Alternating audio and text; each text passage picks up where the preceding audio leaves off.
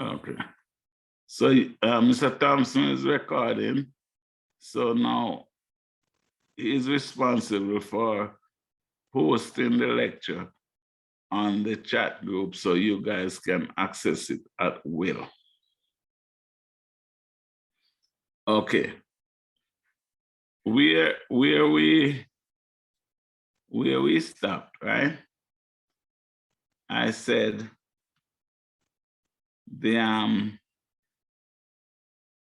you probably have been misinformed about the difficulty of the course. That is something that cannot be further from the truth. The few little principles of electromagnetics that we are going to learn is really very simple and very interesting. Where we run into problems is with the math. This course requires a good foundation in vectors, vector calculus, and calculus in general. If you don't have a good footing in the calculus, you will have problems. It is not the electromagnetics, so don't be afraid of the electromagnetics, right? As a result, today we are going to sort of pull ourselves up with some vectors, right? Because half of the course is the math, okay? I will be posting in the group all the documents that you need for this course. Your syllabus, your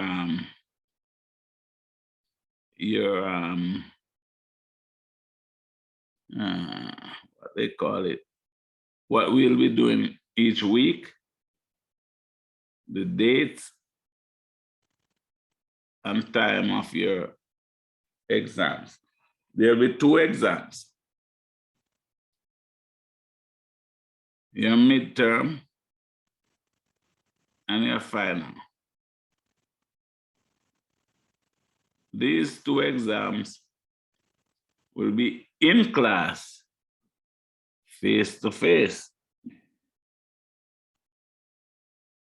So you probably have been told that over the last few sessions, I've given multiple choice on Schoology,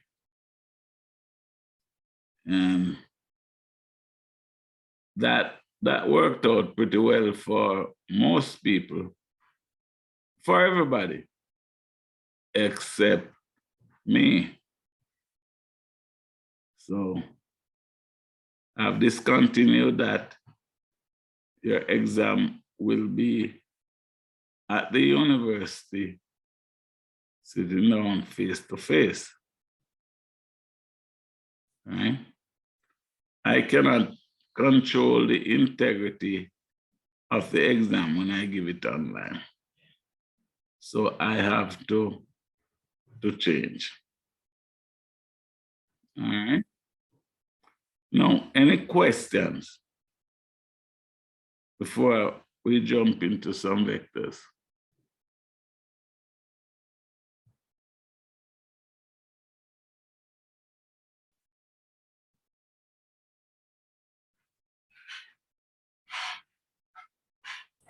Sir, given the COVID pandemic, how possible do you think the face-to-face is going to be? It's just the examiner. Listen to me now.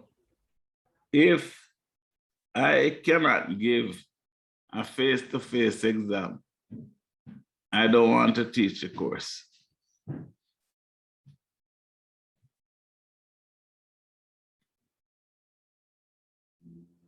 So I will not be giving any exam the way I've been doing it over the last year. The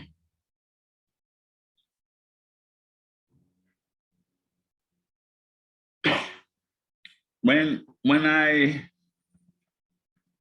went to school where I did my PhD in California, we had what we call the integrity system, where if it's an assessment, the lecturer would just come in and give you your paper and let you know it's an assessment. And no matter how close you are to anyone, everyone did their individual effort and they work with that. I find that to be an extremely great quality to our character to develop. You must have integrity in what you do.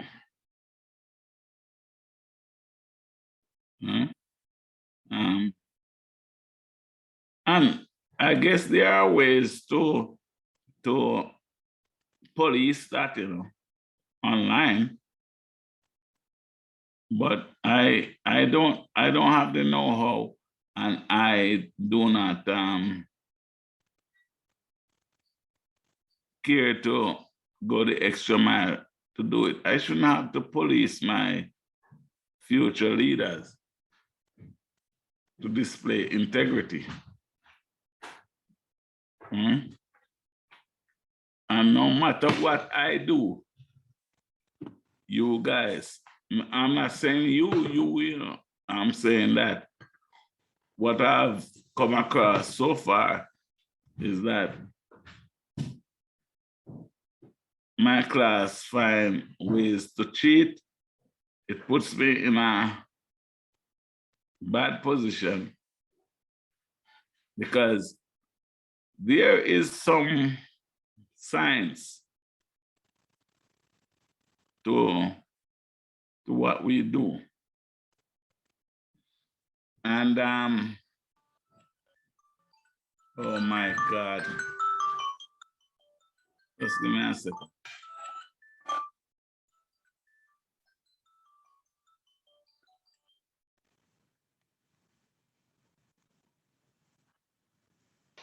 Say.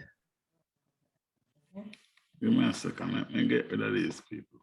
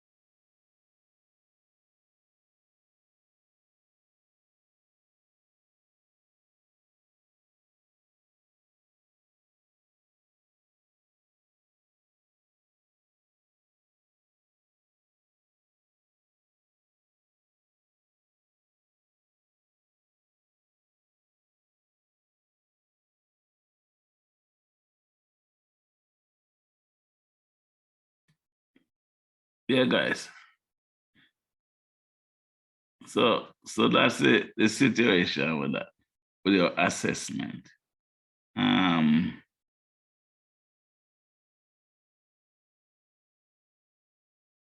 What am I missing?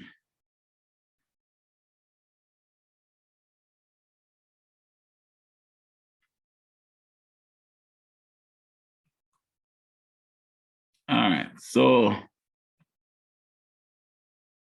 your timetable says I have you at 11 to 12 today.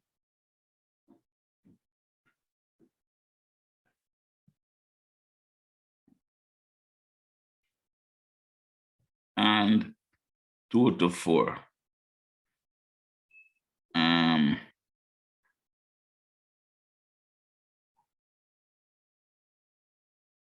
I also have you 5 to 7 on Wednesday. So this is a tutorial. And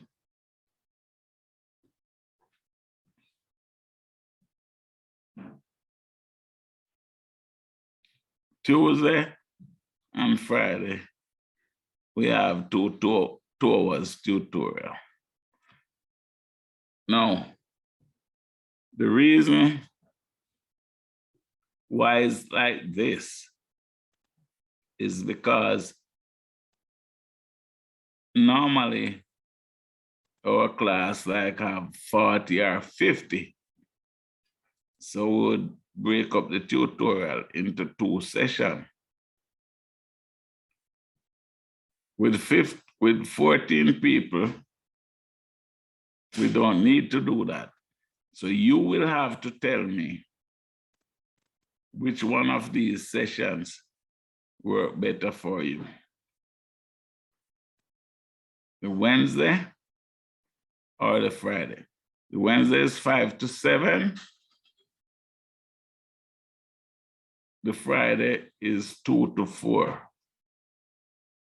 Which one works better for you? That's for the lecture session they're talking about, sir? No, the tutorial. Here it is. Friday, 2 to 4 tutorial, right?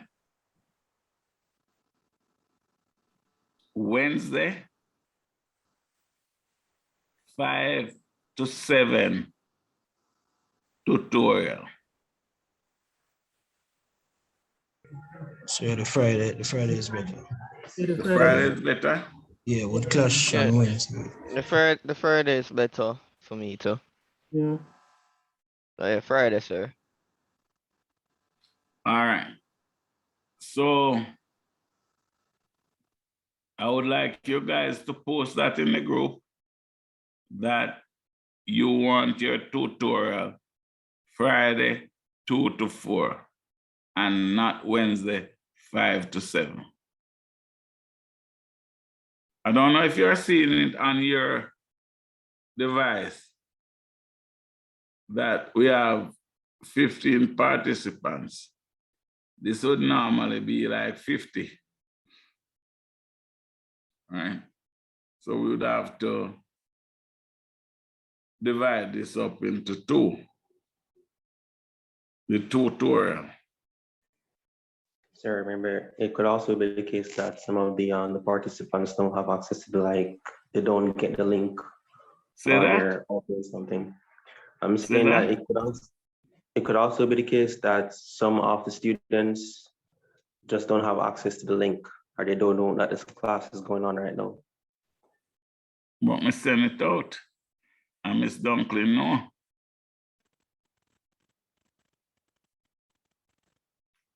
So what you need, what somebody need to do is to create the group chat and we can repost it. You with me?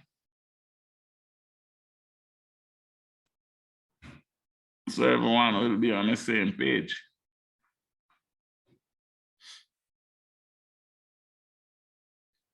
All right.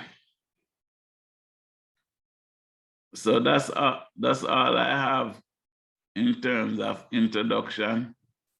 So now let's jump right into it. Unless anybody have any other question.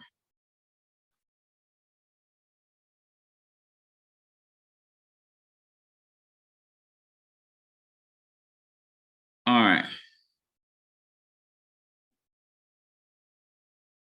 Oh, whenever we drop the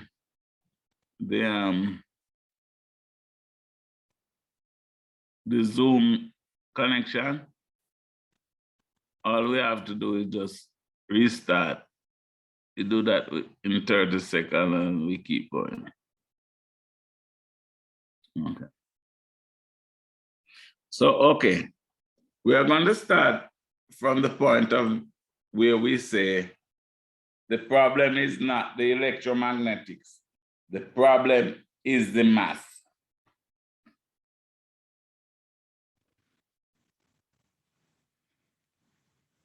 There are two quantities.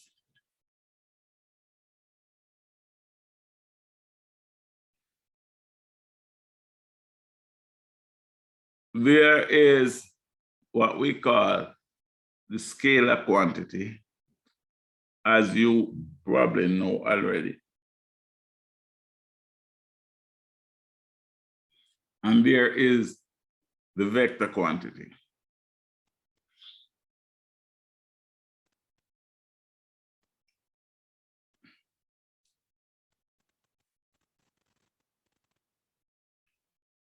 When you go to the corner shop and you say 2 pounds of flour, 3 pounds of rice,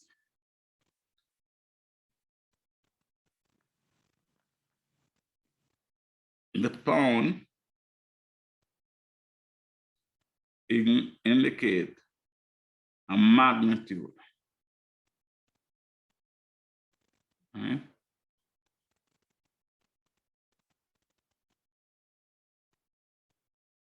It is known as a scalar quantity.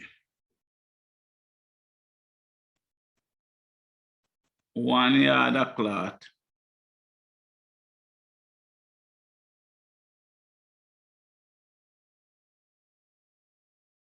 is known as a scalar quantity.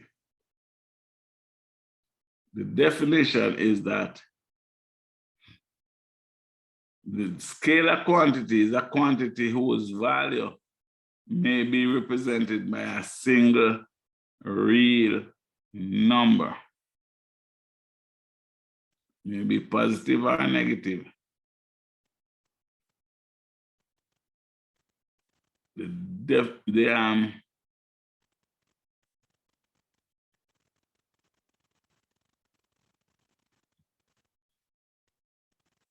direction is not at all required in describing the scalar. Thus, a scalar quantity is a quantity which is wholly characterized by the magnitude, temperature, 34 degrees Celsius, mass, like I said, 2 pounds of flour, volume, 3 meters cubed, speed, 45 miles an hour. Those are scalar quantities. It says nothing about anything but the magnitude.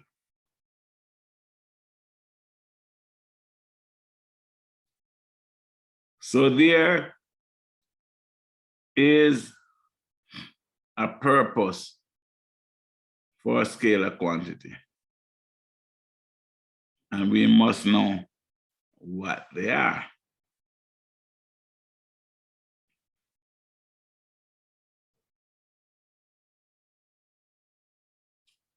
The more sophisticated quantity that we are going to be involving, or we are going to be using,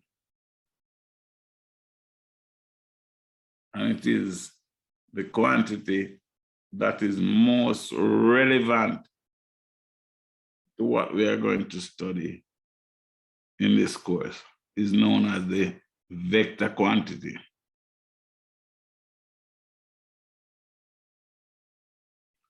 Now, I said 45 miles an hour. Your speed is a scalar quantity.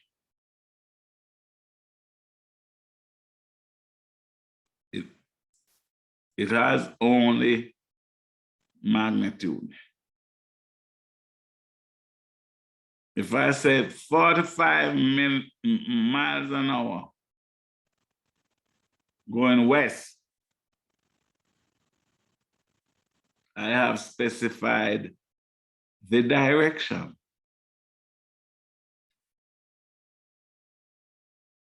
That is a vector quantity.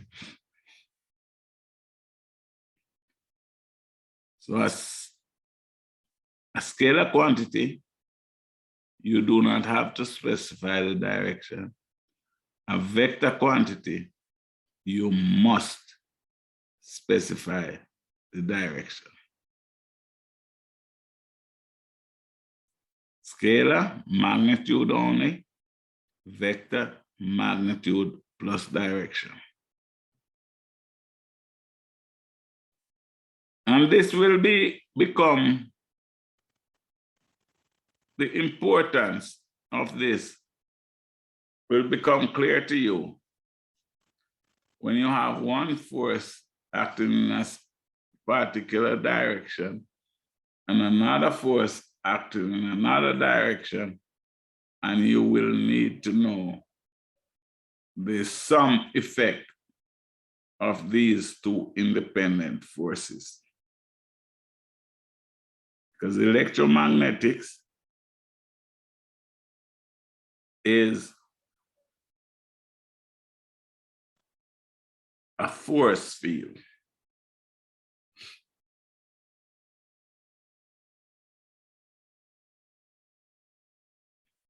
Now,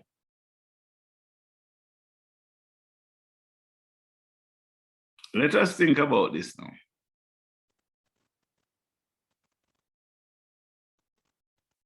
I mentioned force, velocity, displacement, electric field, magnetic field, and so on and so forth, as an example of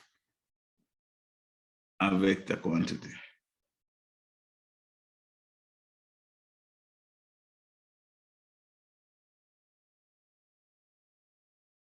We have to come up now with a proper system of defining a vector in space.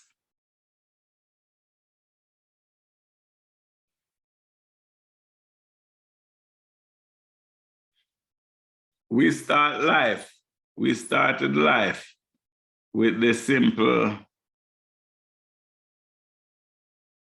plot of X and Y. And then we evolved. I'm sure, I am absolutely sure that we all evolved into the three-dimensional vector space where we say X, Y, and Z.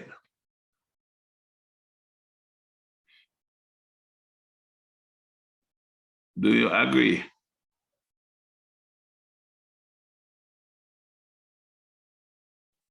do we know how to represent a vector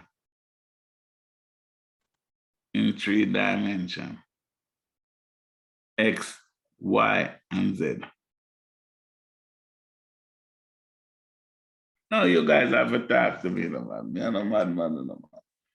You think I can sit down and talk to myself, brother? Do you mean graphically or notation?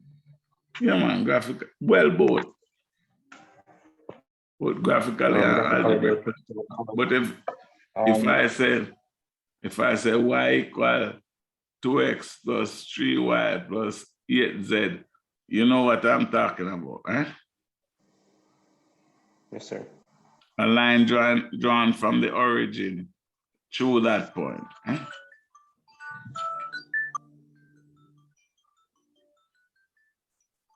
Yes, sir.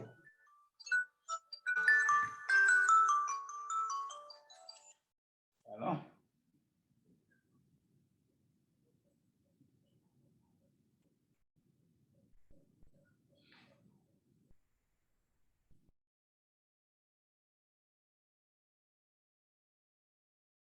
So,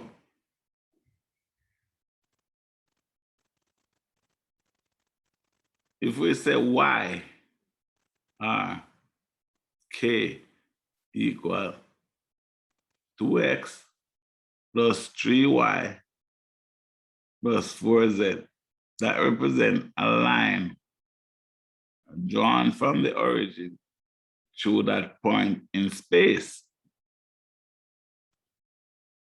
So we are going to refer to one axis as x, one as y, and one as z. And draw a line from the origin through that point, and we get the vector. Now,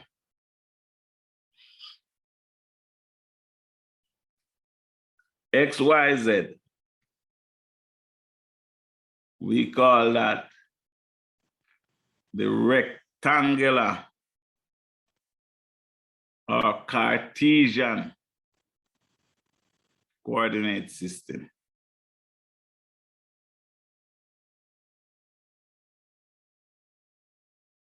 X, Y, Z. 2x plus 3y plus 8z. That is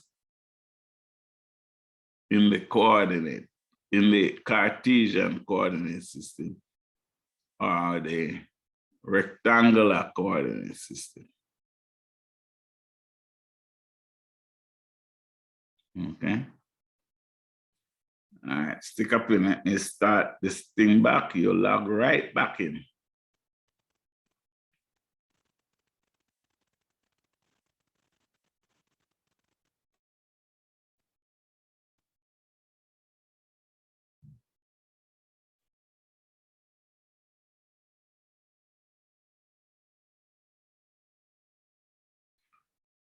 All right. So I said X, Y, Z, Cartesian or rectangular coordinate system. It is interesting to know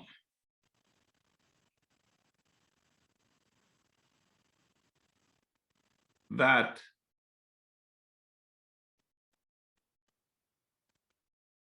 in the same way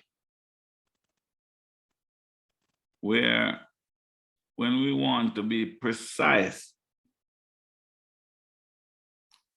we go to more decimal points, right?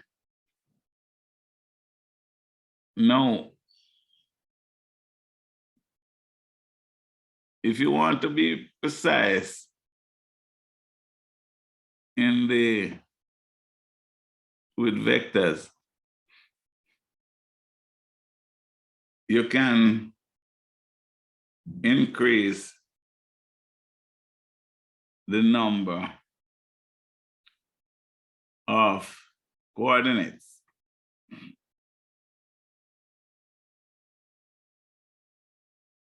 Okay.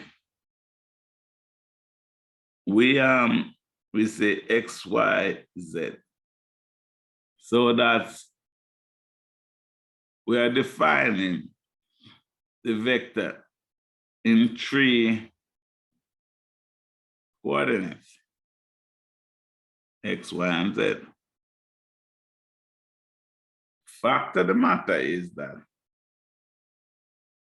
if we want to be more exact, we could define it in more coordinates. As a matter of fact, there's no bounds, there's no limit.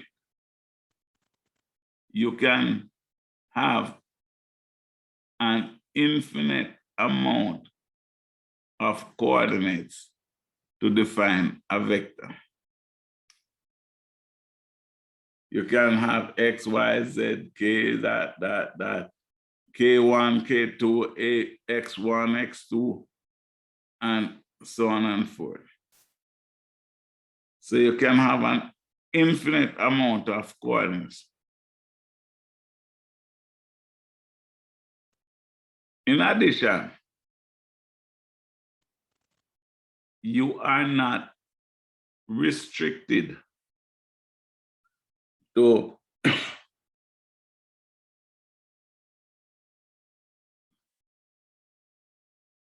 the Cartesian system. You can step up your game. You can have the cylindrical system.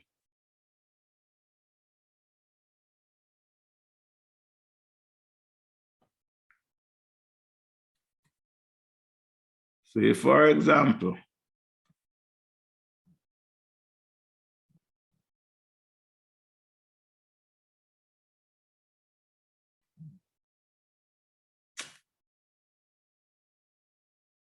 oh God, hold on.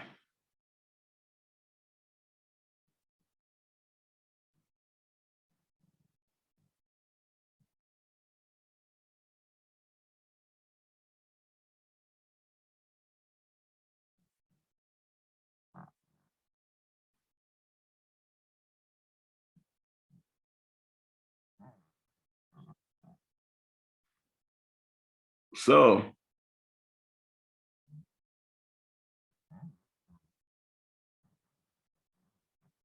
if you want to define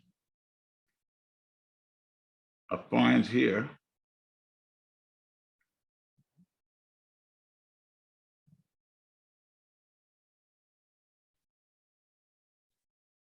what you would have to do, all right? You would have to move out from your origin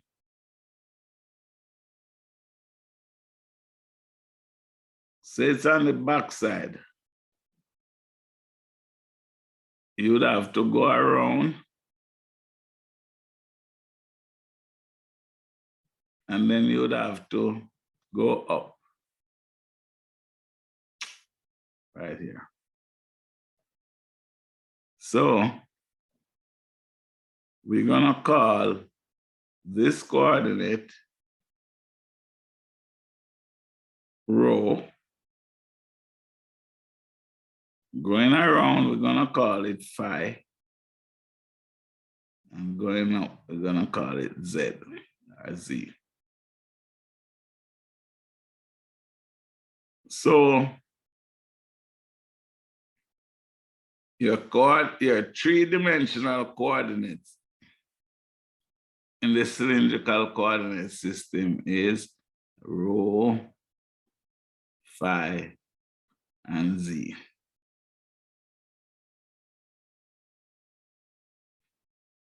Point is, you can have different coordinate system.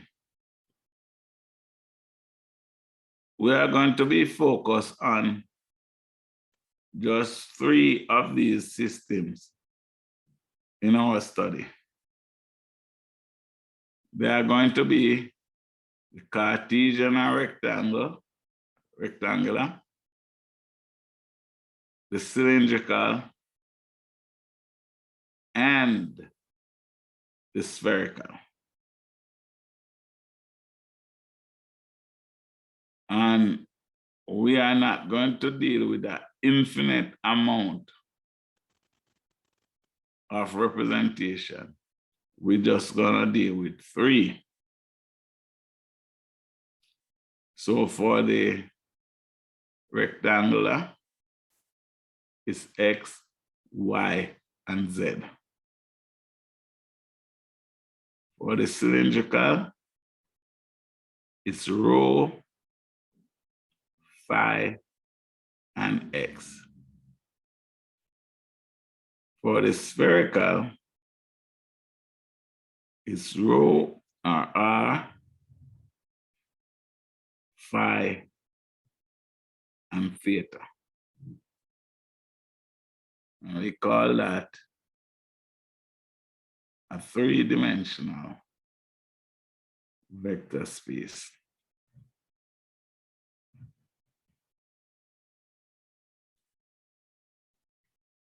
A scalar field, a field in a region in which a particular physical function has a value at each and every point in the region. The distribution of the scalar quantity with a definite position in a space is called scalar quantity. For example, the temperature of the atmosphere. It has a definite value in the atmosphere, but no need of direction to specify it. Hence, it is a scalar quantity. The height of surface of Earth above sea level is a scalar quantity. Few other examples of scalar field are sound intensity in an auditorium, light intensity in a room, atmospheric pressure in a given region. So those are scalar quantity. Vector quantity.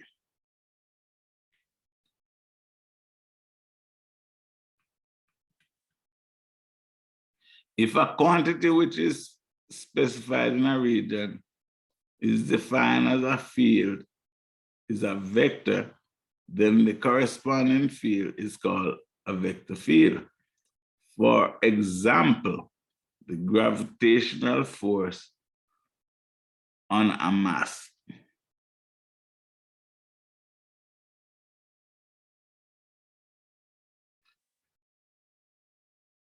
Inner space is a vector field. This force has a value of at various points in space and always has a specific direction. The other examples of vector field are the velocity of a particle in a moving fluid, wind velocity of atmosphere, voltage gradient in a cable, displacement of flying bird in space, magnetic field existing from north to south, field, etc., etc. So those are examples of scalar and vector field.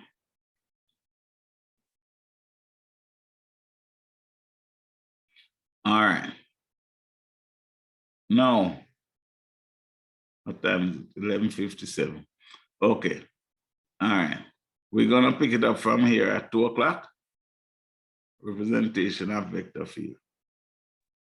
I would really, really appreciate, I see people jumping in and out. You know, we start with 14 people, now we only have 12. So, Sir, question, are you going to send this PDF in the group? pardon me? Are you going to send this PDF in the WhatsApp group? The PDF that I'm lecturing from, Yes, sir. but you are taping it.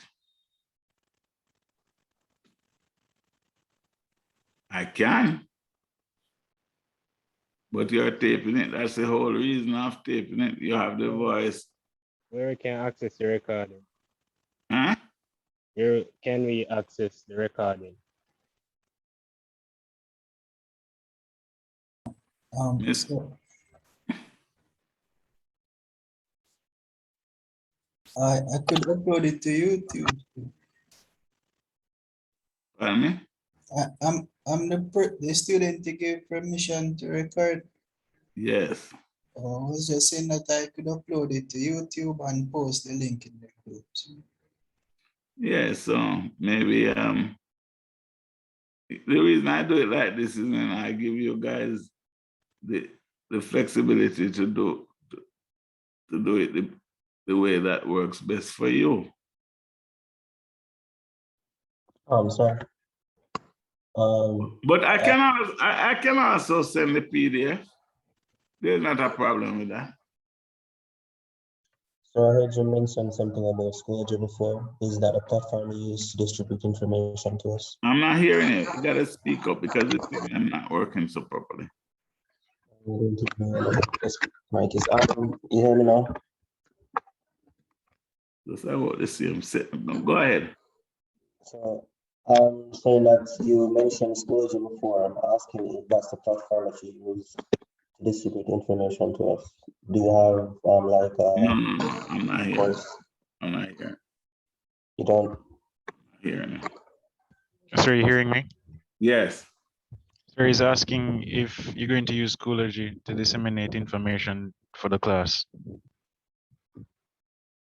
Schoology, no, I usually use Schoology for the exam, but I say I'm doing the exams on face to face. So, all right, two things.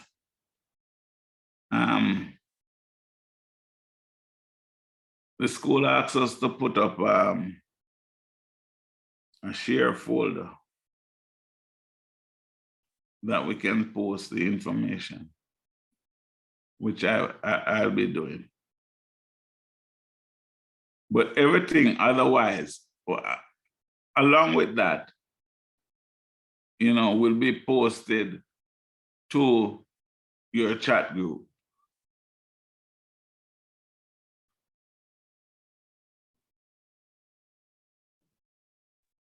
Sir, I think having a platform where the information is where you can just go and look it up and find it would be best. So if you can have a platform or maybe like a Google Drive or something. Right, that's what I'm saying, that this school require us to put up one. The school have one. So you by next week you can go to it, access the school platform, and on it you will see Electromagnetics 1 lecture, whatever, lecture 1, which would be this, and all the information that you need. So the lecture posting and all of that will be there.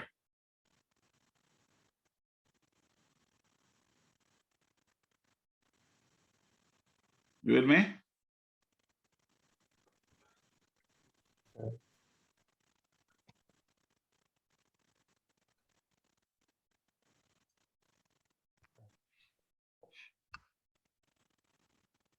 Yes, Okay, sir. so I see you guys at 2 o'clock. Okay, sir.